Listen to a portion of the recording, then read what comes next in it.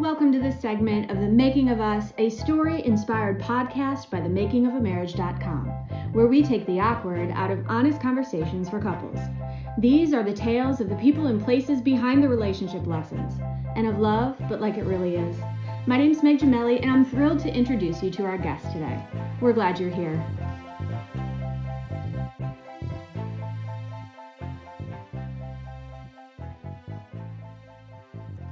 Hey, Katie Harbison. How are you? I'm good. How are you?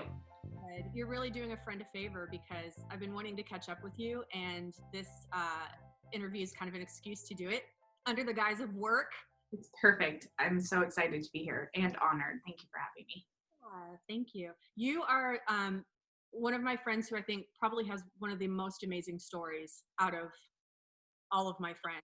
And Thank you. Brilliant on Facebook, and I thought, why have I not interviewed her yet? Because you're just a woman of character and perseverance and grit, and somebody to just inspire. I hope will inspire the listeners, because we have people going through a bunch of things right now. We get emails all the time, so I'm so excited to have your story.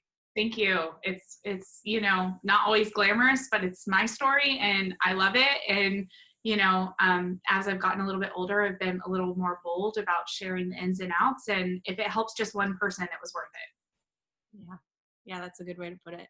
So Katie is a Color Street rock star. She manages 24,000 people. You guys, 24,000. Can you even wrap your head around how many questions that is, how many hugs at conferences that is, how many online videos that is? It's a lot, isn't it? It is. I describe it as a joyful chaos. It is chaotic all the time, but there's nothing I'd rather be doing, especially because, being that it's a nail polish product, we have a huge female base. And so I feel like I have more of an opportunity to make an impact. And I meet a lot of women who've either gone through or going through similar things to what I've been through. And so it's really special for me. Honestly, it's so much more than nail polish. Yeah. So we're kind of fast forwarding for this conversation, 10 years since probably the first time we really met. Right. Your life was completely different back then. My family life was just getting started. Just to lay a little groundwork, Katie and I were actually in the same moms group together years and years ago.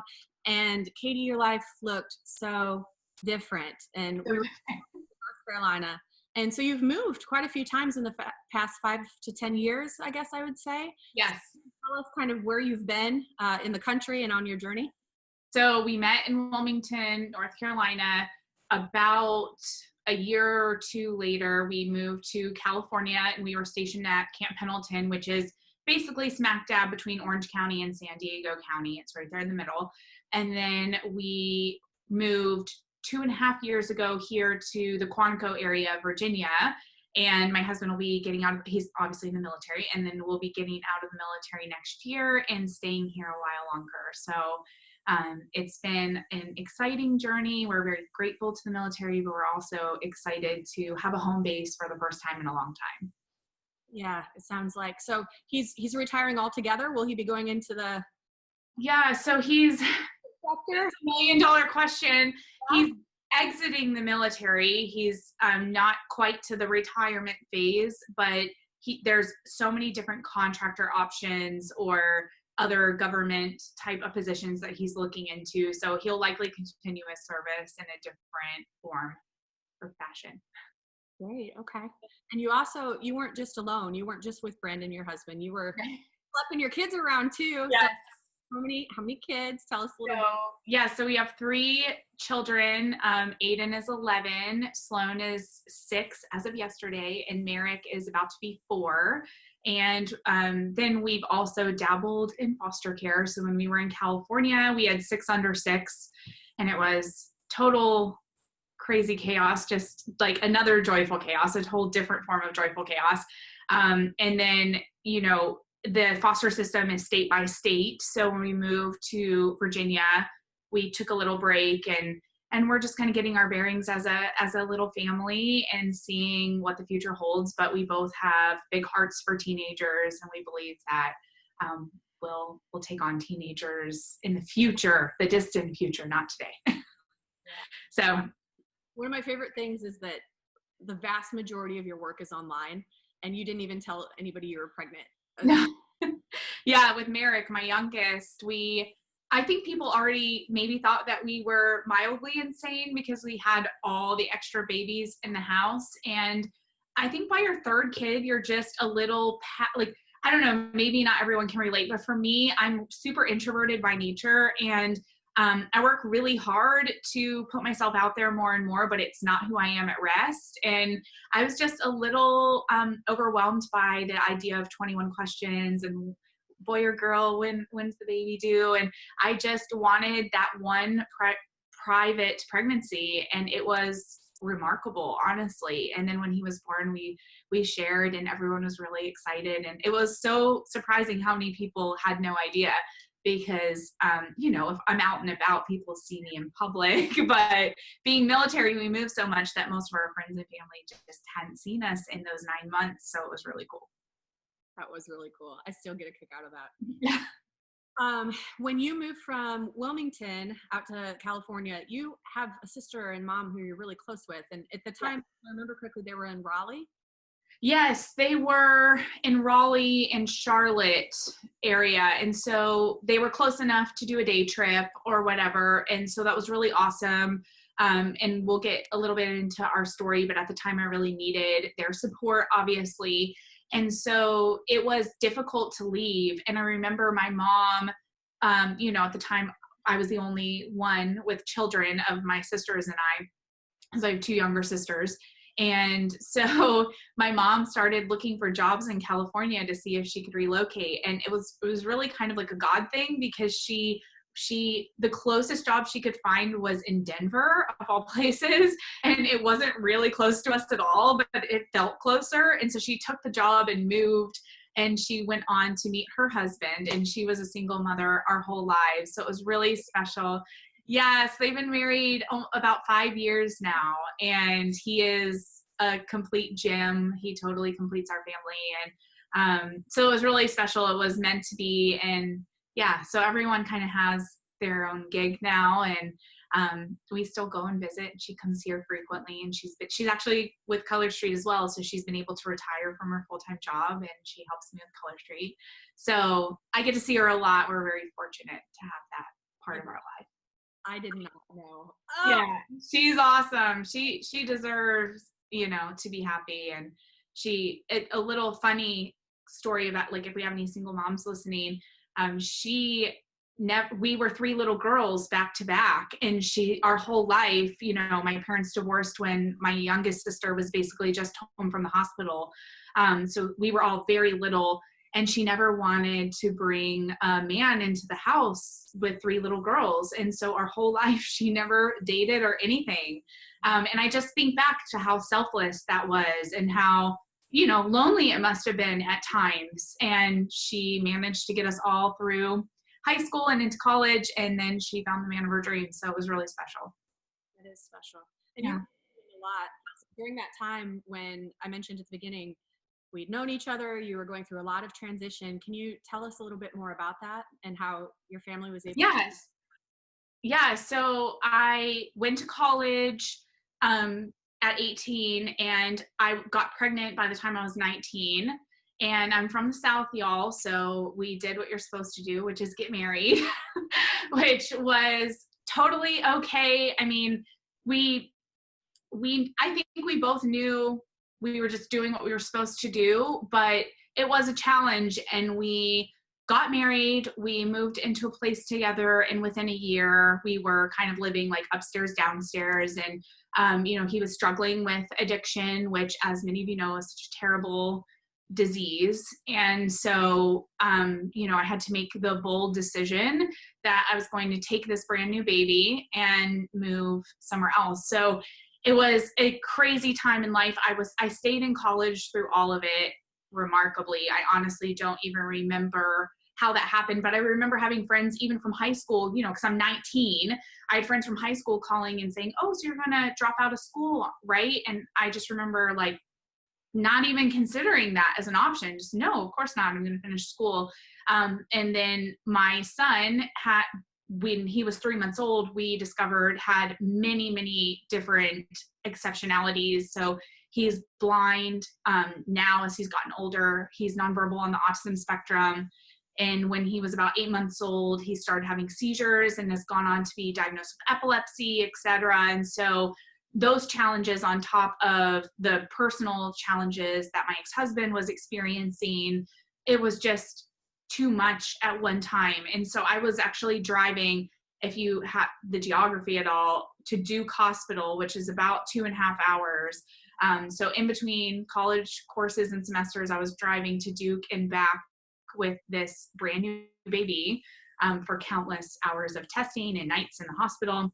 It was crazy, but I had great friends like Meg surrounding me who were just so supportive. And, you know, I think a lot of the times they felt like I cannot even relate to what you're going through, but I am here to support you. And that was really special because I didn't even need someone who had been through it before. I just needed to know I wasn't alone. And at 19, you do feel alone because all of my friends, my real friends at the time, were 30 and over, because they were the only ones who could relate to what my life looked like at that time. And so I grew up pretty quickly, as you can imagine. And yeah, it was great. But I did have to make that tough decision, and the rest is kind of history. I remember one of like the lowest and highest points at the same time was the day I decided to move out with the baby, my son Aiden.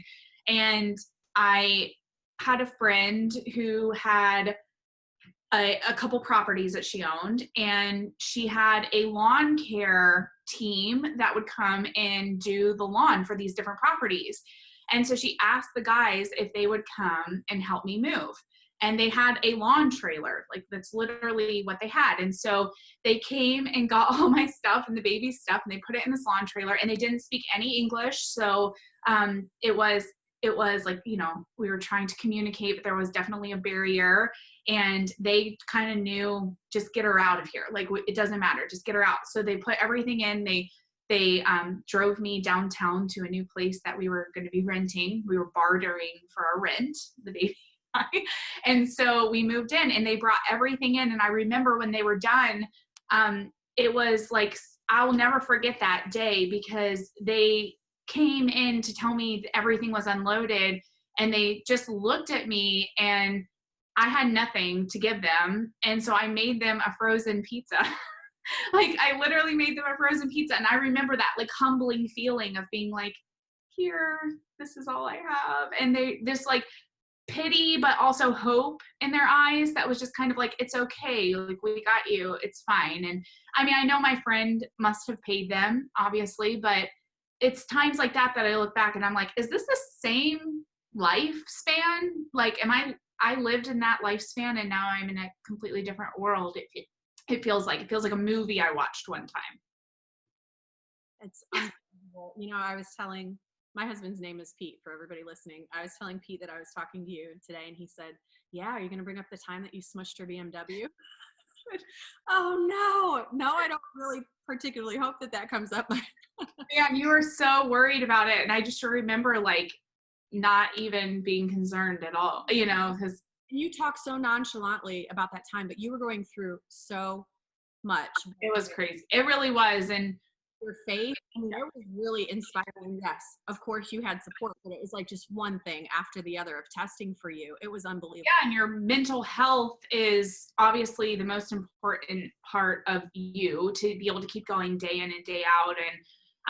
And I was putting in a lot of hours of work on that. And I was also not doing perfectly. I was struggling there as well, but just making small choices and changes to course correct, you know, where I was heading. But it was tough. I mean, I would take my sister went to college at the same time as me. And so we scheduled our classes opposite of one another, and she would keep the baby when I was in school.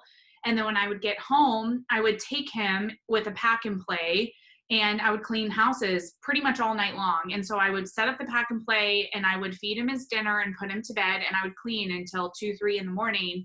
And then I would go home and put him back to bed and do it again the next day. And I did that for a long time. And that was how I had groceries and rent and all of that. And I never remember thinking like, how are we going to eat? Like, I always knew we were capable, and yeah, it was interesting. It was an interesting time. Yeah. I just think that one of your greatest strengths is you are so scrappy and resourceful.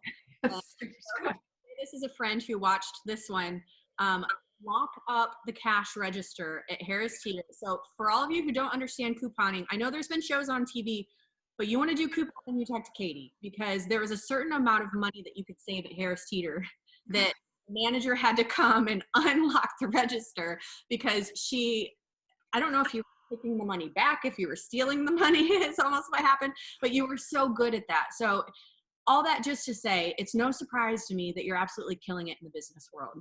Thank you. Yeah. Challenges there too. So you started with LuLaRoe. Very shortly thereafter, you realized that things were going not the way that you had intended it. So can you tell us a little bit about your journey in business? Yeah, sure. So, and I was telling Meg, because a lot of people think that I'm just really good at math, but I think the most important skill set that I've acquired is being resourceful, more than, and being logistical. Like, if something makes sense logistically versus if it's a waste of your time, is it a return on your time invested? Because our time is our most precious commodity. Absolutely.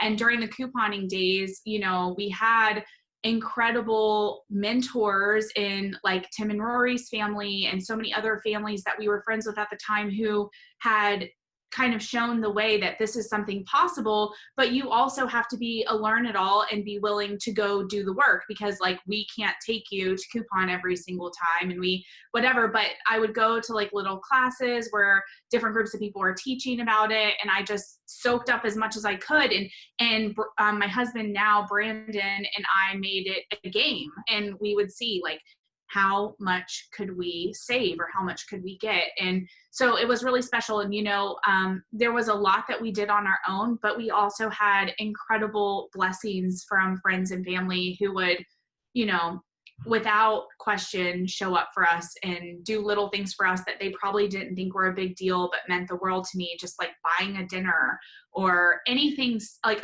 I would receive, one year in particular at Christmas time, I received a gift card in the mail for $100 to Walmart, and it was unmarked by Secret Santa. And I still remember that because it was so special to me. And it could have been you for all I know. It could have been anybody. But the point is, it was really special, and I didn't forget that stuff. So people showed up in different ways, but it wasn't like I was borrowing mass amounts of money from people. My family Aiden was born in 2009. So everyone had lost a lot the year before. And so I didn't have a lot of familial resources to lean on. So fast forward to answer your question, I just wanted to say it wasn't me alone. I had a tribe who really supported me to do that, because I wouldn't have known it was possible without some of that. So and then also Dave Ramsey teaching me about budgeting. And I went on and formed my own system of budgeting. And then Brandon and I got married. We met in a bar, super romantic, and neither one of us wanted to be out that night. And so we went on, got married, and we moved to California shortly after. And I had graduated college in North Carolina, and I was working for a Cadillac dealer, and I loved that job. I loved it. I worked with yes, I loved that job. Working there too. I remember that. Yes, I loved it. It was such a great it was really my second job out of college, but I like to pretend it was my first because it was my favorite. And we had so much fun. It was all men mostly that I worked with, and there was just very little drama. It was fun, and I had a great time. So when I had to leave that job to go to California, it was tough and I think that a lot of military spouses can relate to that feeling, because you work so hard to work up in something, and then it's almost like you have to start over. Every time you move, you have to vouch for yourself. You have to edify yourself and go through all of that. And it's a challenge. And so when I got to California, I had saved enough with my job at Cadillac to stay home for a year. And Sloan was 6 weeks old when we moved. So she was a brand new baby. So I was able to stay home for a year with her, which was super special. But I quickly realized that I had lost a big part of my identity in being at home as a mom. And I mean, how many of us can relate to that? It's a thing. It happens. And I was Aiden's mom or Sloane's mom, and I was no longer just Katie. And so I started, another thing for me is I'm huge on accomplishment. That's like definitely something that I strive for. And it's not necessarily monetary or something like that, but I like feeling like I'm making progress. That's just something that's important to me. So I was feeling like I'd lost a lot of that. And someone had introduced me to the world of direct sales. And up until this point, the truth is that I thought direct sales was like the most desperate thing you could do. I didn't know what it really meant. And I just thought it was this crazy lady from high school trying to sell you face cream. You know, I didn't know. I thought. And the Mary Kays and Pampered Chef, you know, all the ones that Yeah. a while. And at the time that the social media with direct selling had really blown up and it was overused. And so people were spamming people and it felt yucky. And so I was a little nervous, but I decided I would treat it like a retail store. And that's what I did. But quickly within a year, that was it's like $6,000 to get into it. It's very expensive. And so that cut into my savings dramatically, but I was able to obviously make my money back and grow a small team there. And I had a lot of fun, but the company started to do some things that I just personally didn't align with.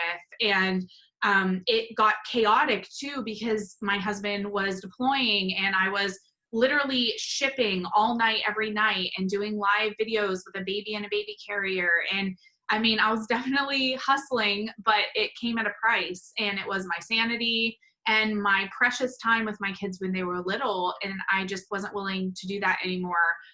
So fast forward a little more, a friend introduced me to a new product that hadn't launched yet. And I pretty much laughed at her and was like, that is the craziest thing I've ever heard. Why would you ever sell nail polish? And I didn't join. And then, a couple months later, I saw that people were really interacting on her posts. They were super interested in the product. And so I joined right then and there without having tried it before.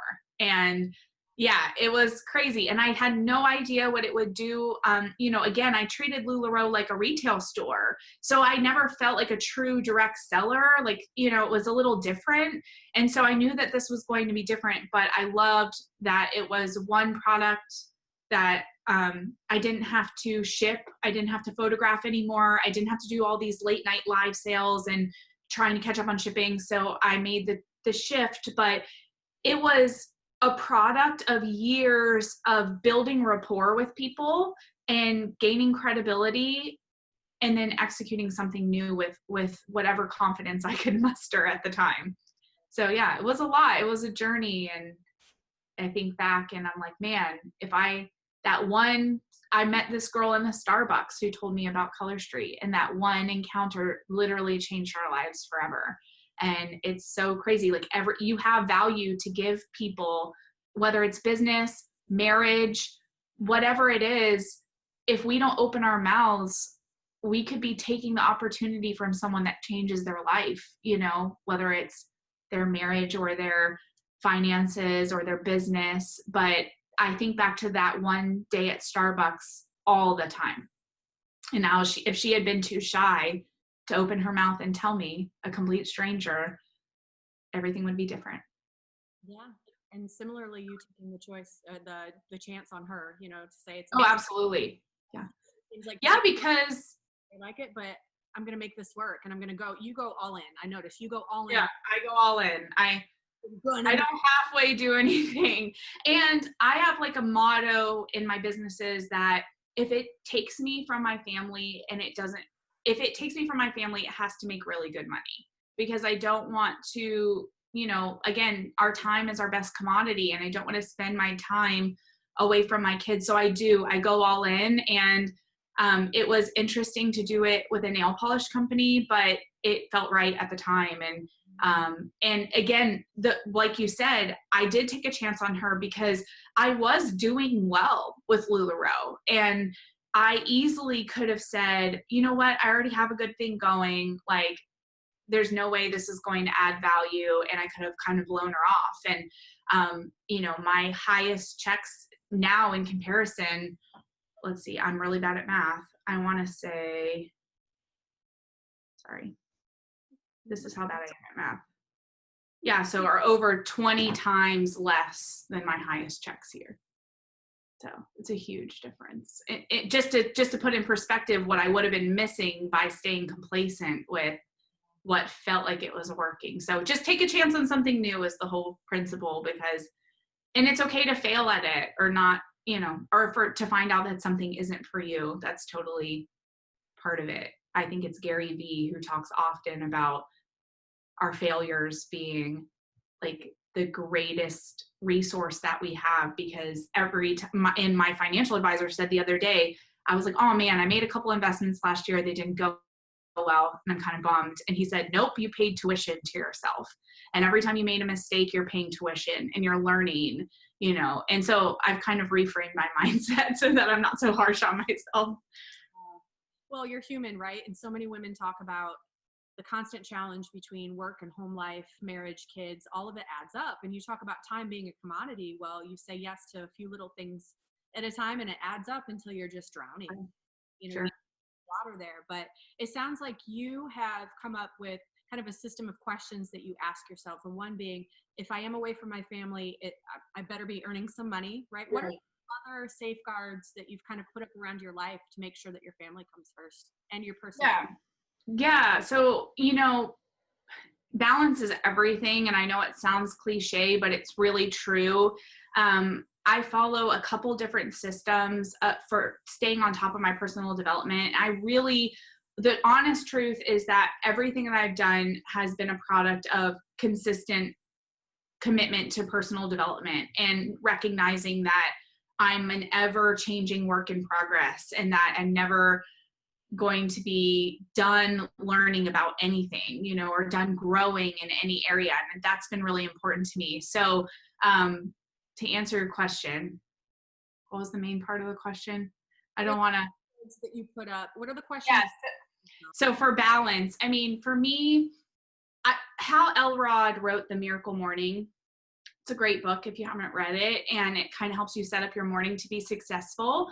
And so I follow his principles of, and you can read all about it, but basically having time for silence, having time for journaling and planning out your day and your week. So I do a lot of that stuff. And then it's just stuff, but it's awesome. It's really helpful. And I do that consistently every morning.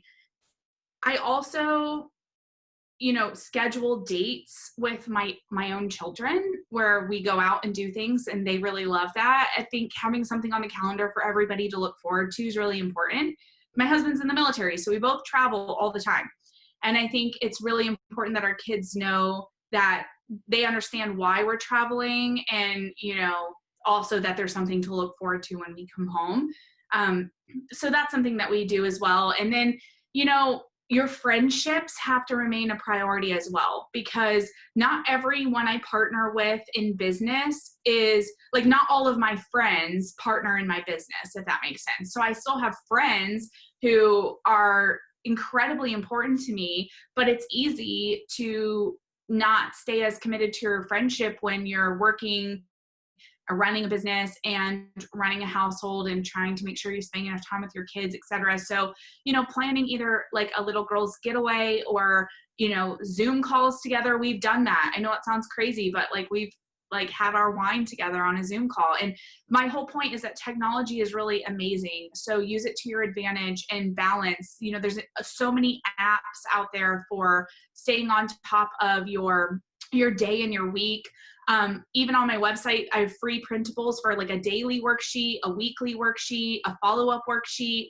And I use those every single day so that I know what I'm working on that day, because balance is important. And I can see what's on my personal calendar for my family, what's on my business side. And then it also helps me to visualize when that's off kilter. If I'm putting way too much into the business and I have nothing going on with my family, it helps me to reframe, regroup, and so I use the printables. They're just freebie downloads, and I created them because I wanted something that would work perfectly for what I do. So they might not be perfect for everybody, but it goes through your daily affirmations and having some great I am statements, and then it, you know, your list of things you have to do that day, your primary goals, things you need to follow up on, appointments that you have, and then at the end of the day, it lets you kind of reflect on what your big wins of the day were and that kind of stuff. So I love balance. And balance is a forever changing, like an ever evolving process. Yeah. Because your kids are growing, your marriage. My husband's gone as much as I am, and if we don't make it a priority to see each other, we probably won't. So, and most importantly, you know what works for you. Because all the planners in the world, you remind me of Michael Hyatt, and he has his the big three, you know, of the week, right, the day, all those things. But you know what you're going to do. Mm-hmm. For me, I know that by the end of the day, I would not be a good self-reflector. Right. My morale tanks by the end of the day, and I've done nothing well. You know, I'm very critical at the end of the day when I get tired. So for me, all my brainstorming and ideas, so that I don't judge myself, need to happen in the morning.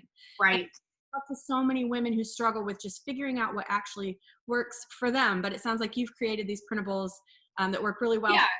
And maybe it will too. Make sure you tell us your website. Yeah, sure. I mean, everyone's different, like you said. And for me, I think the most important part is the morning, because I joke that I don't leave my room until I'm ready to give the best of myself. And that some days it takes a little bit longer than other days, you know, but it's true. I believe, you know, having that time to center and ground yourself and look at what do I really want to accomplish today, whether it's using a Google Calendar, a printable, a planner, it doesn't matter, you know, just have something that you can stick to. I just did a training the other day for my team about habits, and we were able to recognize that it takes the same amount of time to perform a bad habit as it does a good habit, and more often than not, you know, as a general rule of thumb. And so we've used different practices to try to reframe our habits, and that's really helpful for me, because one of the scroll readings I was reading says, you know, only a habit can subdue another habit. And so it's super interesting. You have to replace every habit with something different, or hopefully better. But yeah, there's not a perfect science, and everyone's family life is different. But I think for most people, it comes down to trying to take care of yourself in the morning and feeling centered and good about what you're going to do that day. Because if we start off the day frazzled, it's really hard to course correct. It is. And it kind of sets you up for a day that's like things happen to you, versus you're setting an intention for your relationships, you're setting an intention for your business. And those two perspectives are so vastly different. Being intentional is everything. Like if you are reacting to everything that's happening, you're constantly in defense mode. Like you're constantly defending, putting out fires. Yes. Versus if you are setting the course, you know, and there's two ways to run the day. So it's up to us to take it by the reins, so to speak, and so make that happen. Perfect then? What's that? Probably your marriage is perfect then? Oh yeah, it's so perfect. Everything's great all the time. We're best friends. What are some areas of life the two of you are really on the same page about? And what are some areas of life that you've really invested in to make sure you're unified? Sure. I'd say, you know, finances have always been really important to me, because I was a 19-year-old single mom of a child with special needs. And it's a whole different experience than most people can relate to. And so when I met my husband, you know, we had to come to the same place about how we were going to manage finances and do all of that. And we, you know, thankfully, he's a super even-keeled guy. If you've ever met him, he's just cool as a cucumber all the time. And he is super supportive of what I need in my head and my heart. He's just such a servant. He's an leader in terms of how he leads the household. Like it's always looking to serve all of us in our home, which is super special for us. But we had to figure that out. And we kind of determined that since he is deploying and traveling so much, that I need to stay on top of finances for my own like mental health and my own balance. And so he kind of came to terms with the fact that he will never know what it feels like to be a 19-year-old single mother. And that was an area of our life and marriage that I needed to have control over. And not that I wouldn't include him in the decision making and things like that, but that, you know, I needed to be the one paying those bills and balancing the checkbook and knowing what was coming in and going out. And you know, it works well for us. And that's probably one area. What's that? Yes, and we've been able to carry it over in through the years. And it's so interesting because we hear from couples all the time that that's like one of the main things they fight about is bills or credit cards or whatever. And it's not that he has to ask me for permission when he spends money. Like our money goes together. I know every family does it differently, but we share all our money as ours. And he doesn't have to ask me for permission, but he knows not to assume something because he doesn't know what's going out or what's coming in, and I normally do. So he'll check with me if it's something like particularly large that he wants to do. But it works for us. And I think that was huge to get our marriage off on the right track because we had no money when we got married. I think our combined bank accounts were like $50. It's a true statement. So it was exciting. And then challenges. You saw it as a challenge. Yeah, right. Yes. I love games, like challenging one another to do better. And so that was, and we actually created our own system of savings. Like I told you, it was loosely based on Dave Ramsey, but we would play a game of who could spend the least amount of money in the month. And then we had a minimum amount that we kept in our bank account. And at the time it was $100. So then the last day of the month, because we got paid in the beginning of the month, the last day of the month, anything we had over $100 got moved to savings. And if it was 68 cents, we moved 68 cents. If it was $100, we moved $100. But no amount was too small or too big to move to savings. And we started at zero, which was $100 for us every month. And that was really helpful. That's how we were able to save a year's worth of savings when we moved to California, was just on that system of basically battling each other to see who could spend the least amount of money. And it was fun. But then in terms of challenges, when you both travel, it's communication. Communication is the biggest challenge of any family who has either one or two working members of the household who travel, because we can often be ships in the night. I mean, it's very common that I'm coming home the night before he's leaving, or vice versa. We do that often.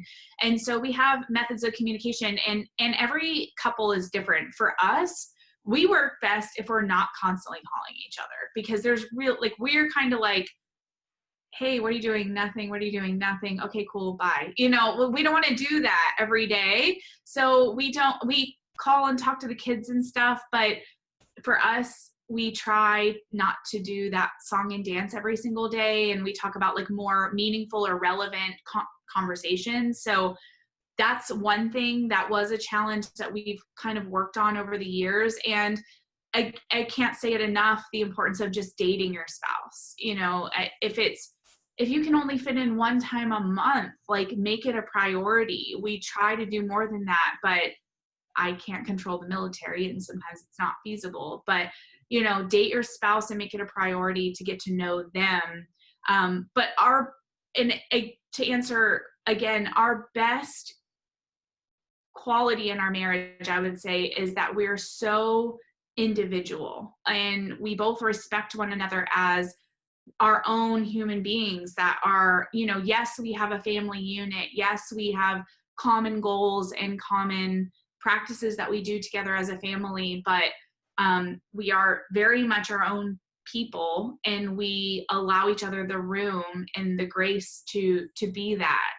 I think that's probably what I love most about our marriage, is just being able to, you know, take on something new, and he never judges me for that or thinks I'm crazy. He's the first person to say, if anybody can do it, you can do it. You know, if anybody's going to make it happen, you're going to make it happen. And even on the craziest ideas I've ever had. And so having that, being there to support one another as not just a couple, but individual people with different goals for their own selves. That's that's really uncommon, I feel like, in a lot of marriages. It's tough. It's tough. And you have to be willing to kind of put your pride to the side too, because he has things he wants to do. And it could be easy to feel like you aren't included or that you're not good enough to be involved. But it's reframing your mindset and seeing, we are different people and we come together for these common goals to build and protect our family. But it's okay not to be together 24/7 or do every project together. Well, living a life like that requires a lot of trust. Right? Yeah, for sure. Years, and to not feel like you have to have control over another person. You can give them creative license. It's a real gift because life is long. Marriage is very, very long. And if it's long, can't do it, if I can't do it, then whoo, you've signed up for a very long, you set yourself up possibly for resentment and bitterness. And it feels like a sentence rather than an experience together, that you're living this life together. And yeah, so it's all based on trust and just honoring one another's wishes and dreams and goals. And, even if it's because we are not into the same things, we're not at all. Like, he doesn't care about business. That's not his bag. I don't care about fishing. I don't. Yeah, absolutely. So it's cool to see, okay, he has this passion and he knows, especially because I'm a woman and I travel a lot and I run my businesses and do all the things that I do. And I think it's tough, not to be feministic about it, but if I was a man, I'd probably be seen as a hero. But because I'm a mom, I often get flack for leaving my little kids at home. And, and I get where people are coming from, but I also know my heart and my intentions and my goals for my family. And, I'm also teaching them a lot of lessons with my actions and my choices as well.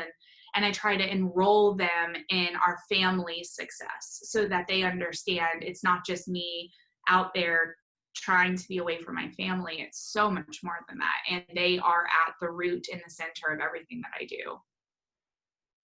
So all that being said, if you were sitting face to face with, I can represent a lot of the men and women who are going to listen to this. They're balancing everything. They're not sure where to invest their time. They're not sure if their partners are still feeling close. They're not sure if they're doing it right, right? We all wonder, are we doing it right? Are we doing it right? What's the number one or two things, what pieces of advice you could send with people today? I mean, it's easy to say don't sweat the small stuff because it's so cliche, but it's also so meaningful.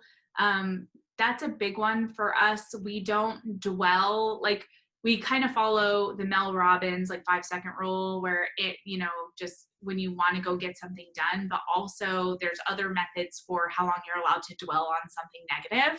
And we don't allow ourselves to just, wallow in something negative that happens. So not sweating the small stuff and allowing your partner to be the individual that they were designed to be, that is a separate being from you as a unit together. That's really important to both of us. And I see time after time where friends have encountered, struggles in their marriages, and it generally comes down to not feeling appreciated, valued, respected. No one wants to feel like they aren't valued. So my best thing is to find those passions that your partner has and be enrolled in helping them to be successful in those areas, or encouraging them to try something that scares them, or could potentially thrust them into the greatness that they were born to do, and they just need that person in their corner cheering for them. And you can be that person for your partner or your spouse. So obviously we try not to go to bed angry, all the common things that you hear. And they're cliches for a reason, that we say those things, but the small things we just don't have time for in our lives. And if it's something trivial that we disagree on, it's pretty clear most of the time who is more passionate about that particular thing. like, just let them make that decision. It's going to be fine, you know? So not worrying about trivial things in the household that build up over time, because running a household is hard. That's a full-time job, let alone running businesses and, you know, raising children and all those things. Like, how many of us could relate to feeling like we need a full-time groundskeeper just to keep our house going? It's a lot. So if you're doing that, recognize that your spouse is feeling the same way, and you're stronger together. You know, you're much stronger when you're on the same page. So whether you have a weekly planning session as a family, you know, Sunday nights are normally our quiet time where we go through our calendars and make sure, hey, do you know Aiden has an appointment on Wednesday, and which one of us are taking him? And so whatever works for you, but not to dwell on A, things you can't control, and B, things that are just so minute that a month from now you won't even remember. You set an agenda for that meeting, don't you? I know you do. Oh yes, absolutely. I have my weekly worksheet. So on Sundays, I'm filling out my weekly worksheet, and I like it because I have to carry over anything from the week before that didn't get accomplished. It goes into follow-up, and I have to move it to the next week. And I don't want to keep moving that stuff every week. I want to check it off my list. And so, yeah, I try to, you know, again, it's silly things, because you need pest control to come, and you need the water softener salts delivered. And it's all these things that it literally feels like a full-time job. So whatever you need to do to get on the same page, you know, that doesn't require money most of the time. It just requires intentional time together where you're working toward a common goal. And that's really what our household is. Our marriage started different, you know, like I told you in my post, he's planned our wedding as a surprise. And so we had a surprise wedding, and our life is a lot different than most people, but everything is based on trust and common goals. And if you feel strongly about something and your spouse is not on the same page as you, it's okay to almost put together a presentation to explain why you feel so strongly about something. I know it sounds ridiculous. Like, I'm not saying get up there with a PowerPoint and be like, exhibit A, exhibit B, but you could, you know, sometimes they might not understand that something really is that important to you. They might think it's just something silly or whatever, and they might not see, you know, what you're willing to do to commit to it or whatever. So sometimes, again, I keep using that word enrolling, but it's important to enroll our families in our goals, because if you don't, you're going to feel super alone. And that's going to lead to possibly failure, because we're going to be a lot more likely to give up on something when we feel like we don't have, you know, any support in our corner. So. Well, and with all the trust that you've built by communicating clearly what each of you are trying to accomplish, you've been able to make some decisions that would be seen by others as unconventional. Sure. The most joys come from it, right? When we are able to take those risks, because there's such a good foundation of communication and trust, it really, the return on the investment, so to speak, is right. Your time invested. And remember that, you know, just based on our experience, the people who do really great things aren't doing what everybody else is doing. They're doing their own thing. They're creating something new. You know, think of all the greatest companies in the world or brands that you admire. They didn't just get there by looking at what someone else was doing and copying it.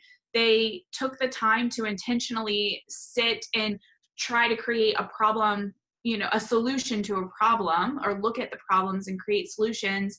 And it should be the same in our marriages and the same in our goals. But if we're just looking and seeing what everybody else is doing to try to remain the status quo, then we should be getting really comfortable with staying where we're at, versus, you know, trust and risk are the two like biggest parts of my life. You know, the people I surround myself with, I have to be able to trust them, because I am so chaotic and crazy that they end up with everything. They end up with like my bank account numbers and my social security number, because I need them. I need help in those areas. And so trust is critical. I mean, all of that, it goes together, and there's not a right or wrong way to do it, but I think you'll see over time that doing something, going against the grain is going to not only be the most rewarding when you find success, but it'll also teach you the biggest lessons when you make mistakes or when it doesn't go how you planned. And being willing to say, okay, that didn't work. Gotta try something different. And EFH, right? Yep. Get back on the horse. And I think back to, I believe it was Rachel Hollis. I hope I have the number of books right, but I believe it was her 5th book that made her famous, or that really took off. And I think back to that often. And I think if I had written 3 books and nothing was happening, I have to believe the honest truth is that I'd probably say, you know what? I'm just not an author. I'm just not an author. I wrote these 3 books. I published them. No, she went on to write a 4th and still wrote a 5th. And it was the 5th book that finally took off and made her a household name, and especially in my industry. And I think that's so interesting because instead of saying, I'm just not an author, she said, maybe I'm not this type of author, and she course corrected. And so there's countless people like that across the country and across the world to learn from. But she's one that I always remember when it comes to just putting one foot in front of the other and keep going, even when people think, especially when people think you're crazy. If people think you're crazy, you're probably on to something. Probably are, which is, I love your story. It's one of the reasons I love your creativity, your perseverance. Katie, you're an amazing woman, and I know you're busy too, so thank you so much. No, it's an honor. And getting to catch back up. I know that there's not just one. There are hundreds of ears that needed to hear what you had to say today. Oh, well, again, this is my truth. It's my story. There's so much more to it, and I'm happy to share anytime. And I used to be ashamed of, because you put your life online a lot. Where can people find you? Sure. So my website is katieharbison.com. Super simple. And then I'm on Facebook. I have a business page and a personal page. You can follow me there. And my Instagram is @it's Katie Harbison. So everything I have is out there. I'm on LinkedIn. I'm on everything social wise, but Facebook is where I spend the bulk of my time. And then my website, I write a weekly blog, and there's lots of free printables and cool stuff that we come out with just to try to help, mine, like Meg focuses on the marriage aspect. I tend to focus more on business and maybe a little bit of lifestyle, but I think when you put the two together, there really is something magical that can happen, because my husband doesn't need to know everything about what I'm doing in business because he doesn't really care. Like, that's not his bag. But at the same time, you don't want him to feel like he's constantly in the dark. So yeah, there's different tips that if you're watching and following Meg's systems, you could probably integrate some things to help with organization and balance. And I think that's the cool. To your website, and I'll put them in the show notes. Make sure everybody. Yes, of course. I could talk to you for yet another hour. I know. I could. It's so easy to do. So thanks for asking me to be here with you. And if there's any clarification on anything, let me know. I'm happy to share. It's the only truth I've got. So I'll put it all out there. Beautiful one. Well, thank you so much. And Sure. hopefully we'll hear from you another time. Yes. Thanks, everyone. Have a great day.